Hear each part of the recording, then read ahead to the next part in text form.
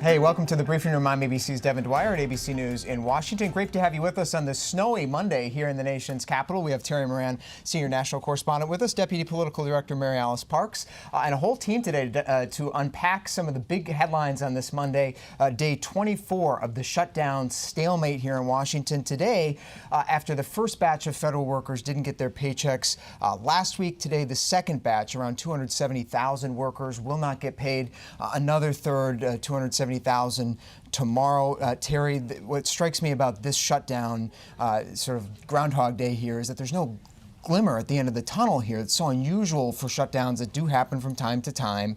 We sort of, by this point, would have a sense of the way out, but there isn't any path at this point. No light at the end of the tunnel, and we have gotten used to them, although we should understand no other advanced democracy in the world governs like this. They don't have, I lived in London they never had a shutdown. They had a lot of problems, right? They got Brexit in England, but they don't shut down the government in any other country in the world except for our country and countries that really are broken, which is an example of how broken we are. And in this one particularly, so you're right, not even any negotiations are going on.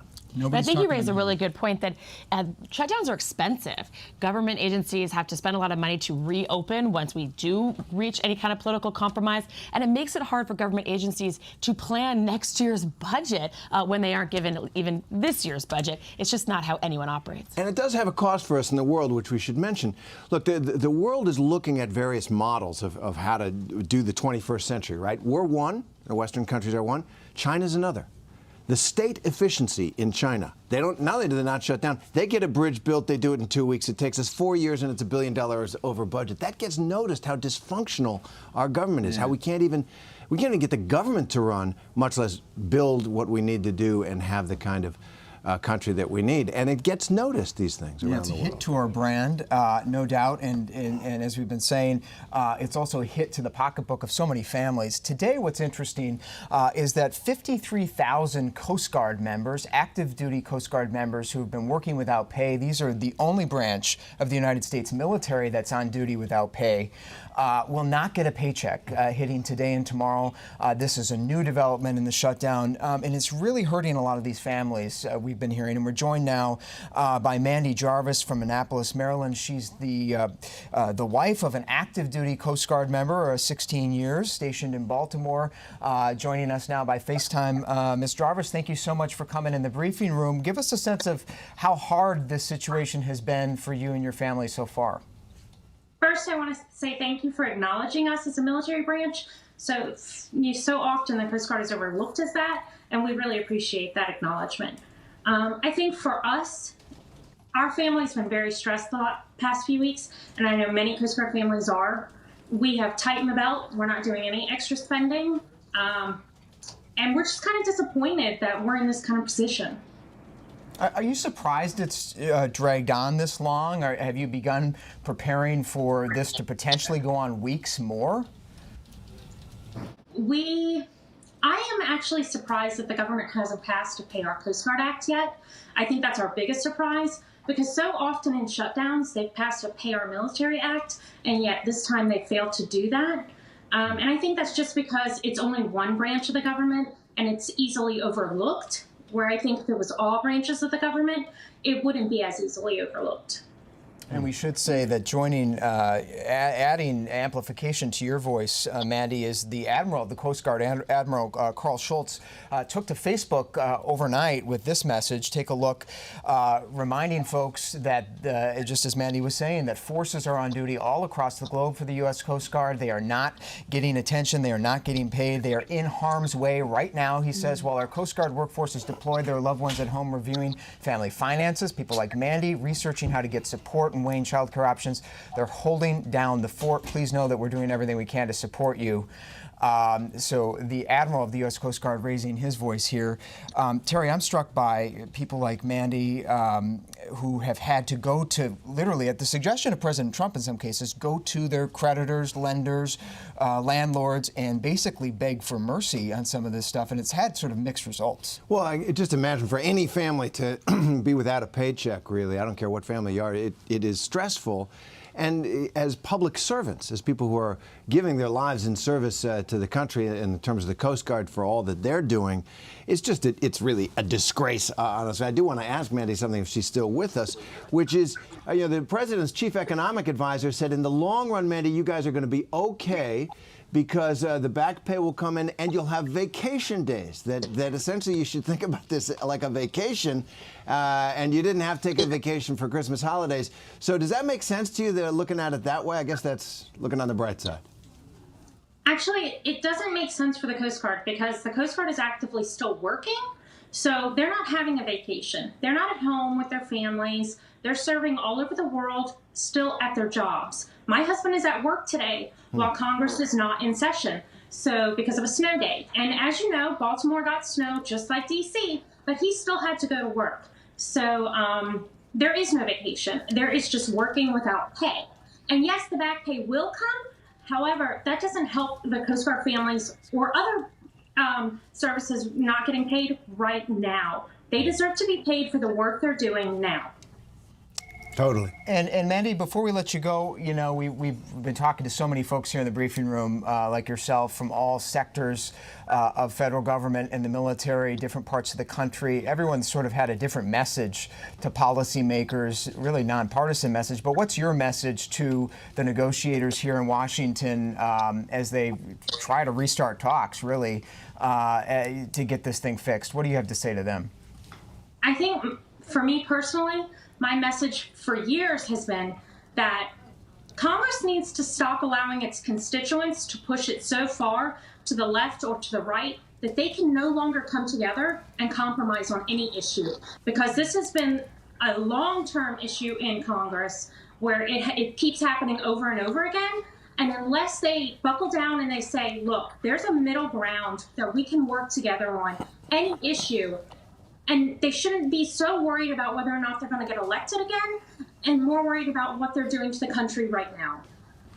Mandy Jarvis, very well said. Thank you so much for joining us, for your sacrifice, your family's sacrifice, your husband's service. Mandy Jarvis from Annapolis, Maryland, a family of a U.S. Coast Guard member. Thank you for coming on. It's not just these families, huge impact, obviously, but the airports today seem to be the other front line that everybody is talking about. I flew in late last night, and a lot of people in the security line I was in were thanking the TSA agents. Not something you would have seen, I think, a year ago before the shutdown, but with summer travel season and frustration. But people were actually thanking them for their service. Thank you for working. Thank you for being here to keep the lines moving. We know the lines haven't been so short at a lot of airports today with some closures. First, want to hear from some of those TSA workers who are on the job working without pay today, and we'll get to our David Curley. But here are some of the voices from TSA workers today. I'm going into a job that's not paying me. So I got to find some way to put food on my table and make sure my daughter has what she needs. It's a struggle, and I'm pretty sure all of my coworkers are going through it because, majority of us live paycheck to paycheck. We thought it may have been like the last 2-day shutdown where it's like, okay, it'll be a couple days, but we did not think it would be this long. I've been trying to do side jobs, maybe shoveling snow and things like that. I just been trying to stay with my head above water. If you never experienced something like this, you wouldn't understand it. And I understand he said he can relate, but you really can't because you haven't lived paycheck to paycheck. And that was the voice of some of the TSA workers, union members as well, those on the job, talking about how difficult it's been to do their job. Let's bring in our senior transportation correspondent, David Curley. He's been visiting some of the airports, talking to the TSA agents and officers as well as passengers. David, great to see you. Saw you this morning at DCA where the lines were moving quite well. But boy, things look to be a mess on this Monday. Places like Atlanta, Miami, Houston. What's going on? So Atlanta really had a problem this morning. They had lines of an hour or longer, and that is exactly what TSA officials and security officials have been concerned about, that we're going to get these long lines with a shortage of officers. Miami over the weekend and Houston today consolidated checkpoints. I mean, the problem here is if you don't have enough officers and you're not going to jeopardize or change your security protocols, you're going to have to do something to try and spread those officers that you do have into the proper places. So what they've been doing is consolidating checkpoints. At Houston, for an example, their A, B, and C terminals, they shut down the B checkpoint. Basically said if you have a flight in Terminal B, you've got to go through security through Terminal A or Terminal C and walk to get to that Terminal B or take the train so you can get on your plane. Here's the issue. On a normal day, about 3.5% of TSA officers call in sick.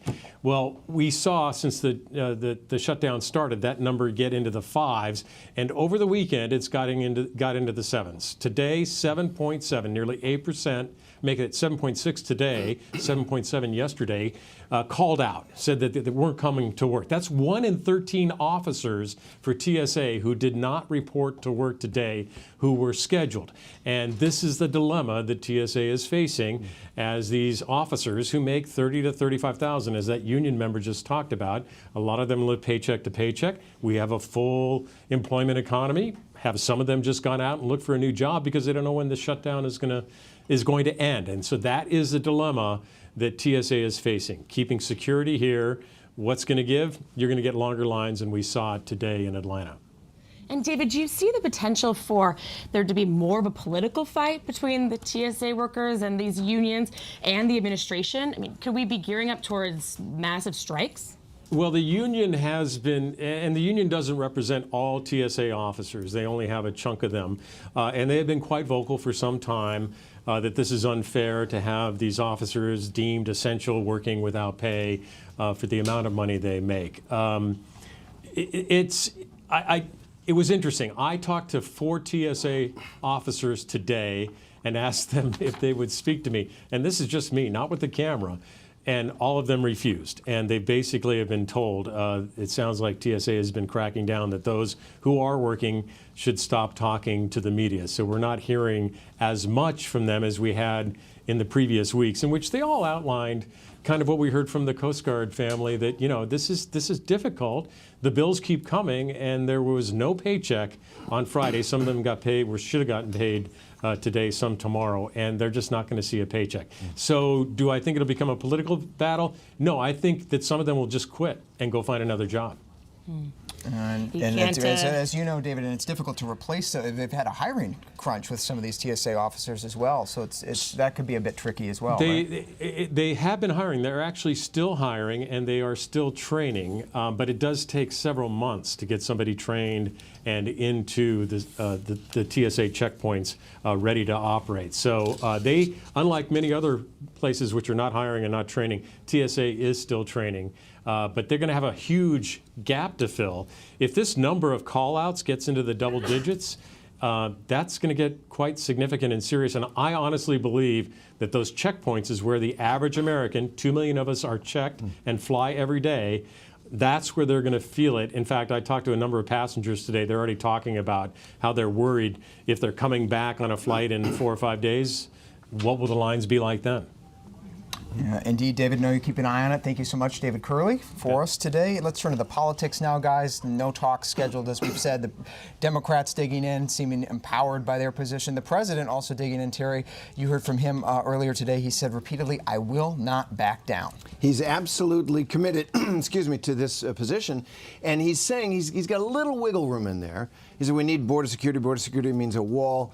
He's not saying how long that wall needs to be anymore. So there is room for a deal there. And the Democrats have already voted over the years for 600 plus miles of wall. Clearly, this is why this shutdown is so ridiculous and shows our political dysfunction. The deal is obvious. It's somewhere in between the length of wall the Republicans and the president want and the length of wall the Democrats want and the other mix of policies to secure the border. We can't get it done. And I actually think Mandy said something that articulated a kind of silent majority in the country, which is why can't Americans aren't really this ideological, most of us. We're pragmatists. We like to get the job done and fix the problem. And our politicians won't do it. I was struck by the poll that we had over the weekend that talked about overwhelmingly the majority of Americans blaming the White House and sort of the president for an extreme position on the wall. But even Democrats and independents who said they are against the wall split on the idea of compromise. I think it gets to that pragmatism that you're talking about, that so many Americans might say, I don't believe in the idea of a wall. It seems too extreme, but come on, we have to get to work. Is it worth digging in on, and to what end? It was a really strange dynamic on that question, but we did just see some of the poll. One of the biggest headlines that perhaps could put some pressure on the president and Republicans as we head into this third week is who's to blame for the shutdown. This new ABC News poll found that by a large majority, the president and Republicans in Congress face the blame. 29% say the Democrats are to blame. 13% sort of blame both sides. But that the most fascinating data point to me was on whether you feel the impact of it. And I think that's where the crux of this debate is going to go. Let's take a look at the next page. 18% of Americans polled in this survey said that they had some personal effect by the shutdown. That's a pretty small number when it's just 20%, Terry. You know, there's not a lot of pressure on lawmakers to do something. Although that is a lot of human beings, but it isn't a majority or anywhere near a political critical mass. But what you do have, though, are these stories, and I think at some point that shame, that sense of why is this so screwed up? When we listen to Mandy, when we listen to the TSA worker there, and there's this that affects us all, I think, unless you're super partisan, and most people aren't. The notion that people like Mandy Jarvis, like that TSA worker, are getting hurt doesn't affect us personally, but it does kind of spiritually. And there's pressure there, too.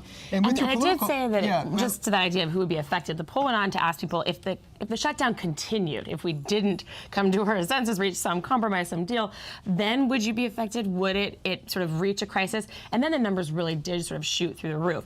I think that there's a lot of people that day in and day out, unless they're a federal employee, they might not feel that relationship with the government, but they understand that in the fall they were planning to use a federal loan to go back to college, or their family in the next year planned on applying for a housing loan. There are these more long-term relationships and touch points between the average American and the government that people can understand and anticipate. So the White House weighing all of this, along with an interesting number there with an increase in support for the wall as they enter this week. The president seeming to relish that as he was down in Louisiana for the Farm Bureau, said he isn't going to back down. He thinks more people want the wall. He's digging in there. You see it a year ago, 34% supported the wall. That's up now. So perhaps the president's messaging campaign having a bit of an impact.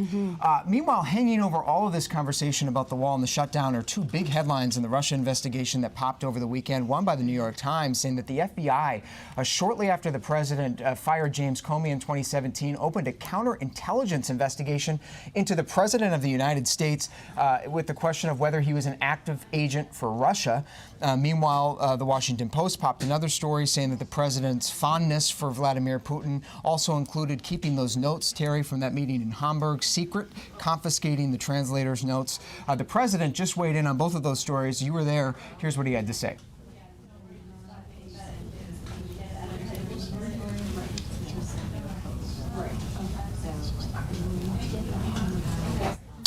And apparently we don't have the sound.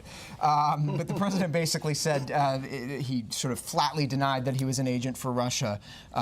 Terry, this is something that had been asked him over the weekend. He didn't give a straight answer, which made people sort of well, before we get heads. back into the hurly-burly of it, just think for a moment. The president of the United States, standing outside the White House, was asked, "Are you an agent for Russia?" Because the FBI had opened a counterintelligence inquiry into that question. Now, he was livid about it, and you would be if you weren't. And so fair enough, Robert Mueller's investigation may tell us something else, but you can see how angry he would be. But that's where this president is, that there's enough smoke for people to ask, is that a fire under there? Are you an agent for Russia? It was a breathtaking moment. Just the fact that it was asked. And the notes, I think, is also a fascinating twist on that. Here you've got the president being scrutinized by his own FBI, which sort of lends perhaps some credibility to his argument that he was under fire from the deep state and from Democratic elements in the Justice Department. But then you have this other act, which you asked the president about today, of taking the notes, keeping them secret, perhaps for good reason, because of his paranoia, but certainly unusual. And in general, in his conversations with Vladimir Putin, keeping a very close hold. right? That time in Helsinki where there's no one else in the room, which is just an extraordinary thing for any president to do, including a rookie president, which he sort of was at the time, except for the interpreters. And in the meeting in Hamburg earlier in 2017, he took those notes. Rex Tillerson was in the room. So, and there was one time where he had to pull aside at a dinner with Putin, and only Putin's interpreter was there. So it's high risk for a president, any president, to face an adversary like Putin, who, let's face it, I think has made clear over the years that he hates the United States and its victory in the Cold War and what it did to Russia. He's putting himself out there and raising suspicions if he is trying to cover his tracks. And Democrats are now all over this as well.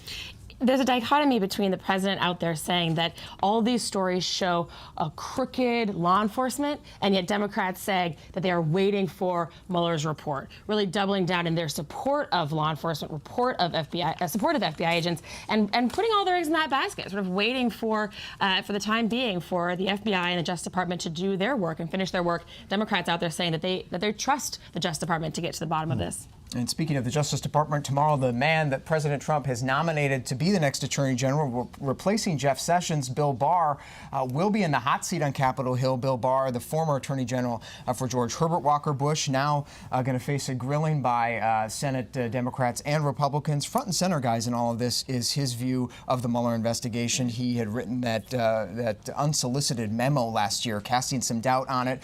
But he did release just a few hours ago his testimony, what he expects to say. There are some interesting headlines in there that's bringing our Justice reporter Mike Levine, who has the headlines. Mike, just as we bring you into this, we're seeing some of this on the screen. Bill Barr says flatly he's going to support and defend the Mueller probe. Yeah, it's clear that right off the bat in his opening statement, he wants to try to address those concerns over whether he can fairly oversee the Mueller probe.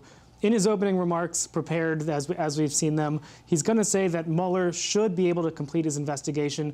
And Barr is actually going to offer many compliments for Mueller, saying that they've been friends for nearly 30 years now.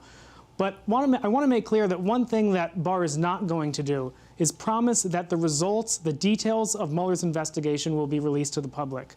He says in his opening statement that he thinks it's important that the public hear of the results of the investigation. But he doesn't make clear what that means. How much should the public learn?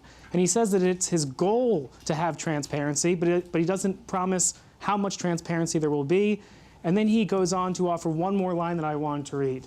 He says, "I can assure you that where judgments are to be made by me, I will make those judgments based on the law." The reason why this is so nuanced is because the White House can assert or might assert executive privilege over some of those conclusions. So what all Barr is saying is that when he makes the decision, he will make the decision without political implications. All right, Mike Levine, thanks so much. We know we'll have much more from you tomorrow as this hearing unfolds. 2 days of confirmation hearings with Bill Barr to be the Attorney General of the United States, Russia front and center. You can watch the full gavel-to-gavel coverage of the hearings right here on ABC News Live. We'll be streaming it on the app and at abcnews.com and on Facebook as well. Finally today, guys, this teacher strike out in California has extraordinary political ramifications. Also going to amp up some of the discussion about teacher pay again, which we saw last summer, a bunch of protests walking out. Our Romina Puga is in Los Angeles, where 500,000 students have been affected by the teacher strike there. She just caught up with this report. Hey Devin, I'm here in downtown LA for the first day of the teacher strike. There are thousands of teachers behind me, started in Grand Park in front of City Hall, made their way marching towards the Los Angeles Unified School District building. They're demanding smaller classrooms, more essential staff. We're here with Kimberly, who is a teacher here in LA. Kimberly, can you tell us a bit about why you're marching today? Yeah, so I'm a teacher. I'm a special education teacher at Ramona Elementary on Mariposa and Santa Monica Boulevard. I have my teachers with me right here. We woke up early this morning. We've been striking since 7 this morning.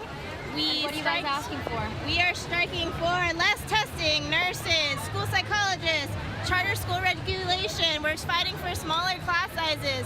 We are fighting for so many things. It doesn't fit on a sign. And how long are you guys going to strike for?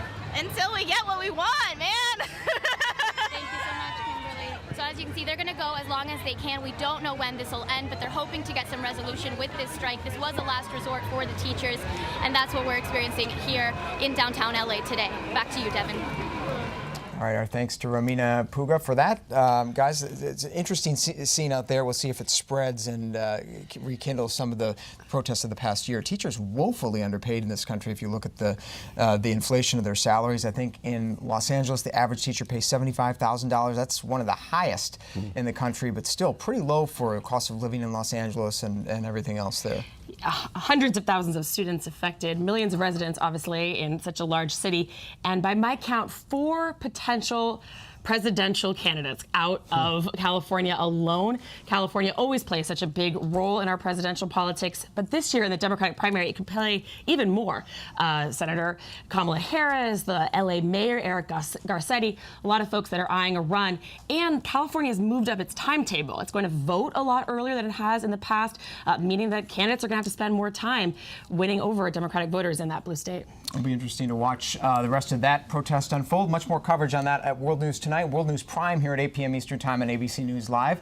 Great to have you with us today on this Monday. Lots more news ahead here on ABC News Live. Great to have Terry Moran, Mary Alice Parks. I'm Devin Dwyer. We'll see you next time.